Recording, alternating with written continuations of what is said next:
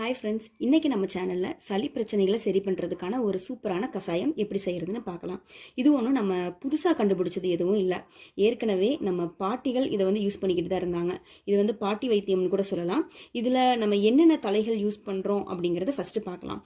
இது ஆடாதோடா. இந்த தலை பேர் ஆடாதோடான்னு சொல்லுவாங்க. ஆடு இந்த தலையை சாப்பிடாது, அந்தளவுக்கு கொஞ்சம் கசப்பு தன்மை இதில் அதிகமாக இருக்கும் அப்படின்னு சொல்லுவாங்க. நான் இப்போ கஷாயம் ஒரு 2 டம்ளருக்கான கஷாயத்துக்கான தலை தான் நான் இப்போ உங்ககிட்ட காமிச்சிக்கிட்டு இருக்கேன். இந்த ஆடாதோட தலை நான் 2 தலை எடுத்திருக்கேன். அதுக்கப்புறம் மருந்துகளின் ராணின்னு சொல்லுவாங்க, நம்ம எல்லாத்துக்கும் தெரிஞ்சது தான் துளசி. இதில் கருந்துளசி, செந்துளசின்னு சொல்லி நிறையா இருக்குது. நீங்கள் எந்த துளசி கிடைக்குதோ அந்த துளசியை நீங்கள் எடுத்துக்கலாம்.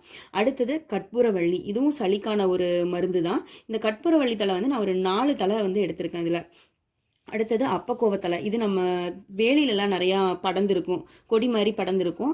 இந்த மாதிரி மடல் மடலாக இருக்கும் இலை. இந்த அப்பக்கோவத்தலை ஒரு 5 தலை நான் எடுத்திருக்கேன். அடுத்தது திண்ணீர் பச்சை, இந்த தலை நீங்கள் கிள்ளி மோந்து பார்த்தீங்க அப்படின்னாவே நல்லா வாசமாக இருக்கும். இந்த இது ஒரு கொழுந்து நான் எடுத்திருக்கேன்.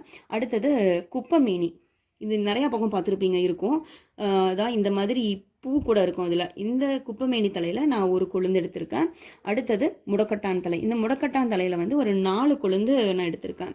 அடுத்தது வேப்பங்கொழுந்து 1, கீழா நெல்லி, நீங்கள் நிறையா பார்த்துருப்பீங்க. கீழே நெல்லிக்காய் மாதிரி இருக்கும் கீழ்ப்பகுதியில், இந்த இலையோட கீழ்ப்பகுதியில் நெல்லிக்காய், அதனோட காய் இந்த மாதிரி இருக்கும்.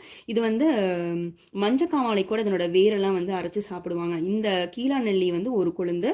அடுத்தது கொய்யா கொழுந்து 1.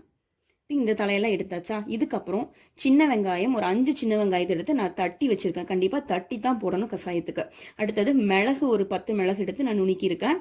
அடுத்தது சீரகம். இது எல்லாத்தையும் நம்ம தண்ணியில் போட்டு நல்லா கொதிக்க வைக்கணும். 4 டம்ளர் தண்ணி ஊற்றி 2 டம்ளர் தண்ணியாக சுண்டுற அளவுக்கு நம்ம கொதிக்க வைக்கணும்.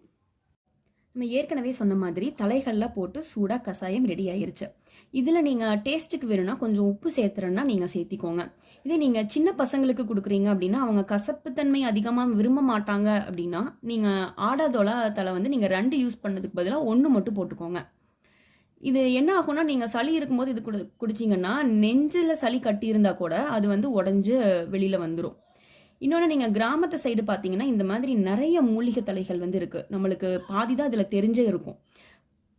அதில் பார்த்தீங்கன்னா பொடிதலை, மொசுமொசுக்கா தலை, சங்கங்கொழுந்து, இந்த மாதிரி நிறைய தலைகள் இருக்குது. இது கிடைச்சதுனாலும் கூட நீங்கள் இதில் 2 கொழுந்து ஆட் பண்ணி நீங்கள் கொதிக்க வச்சு இதே மாதிரி வடிகட்டிக்கலாம்.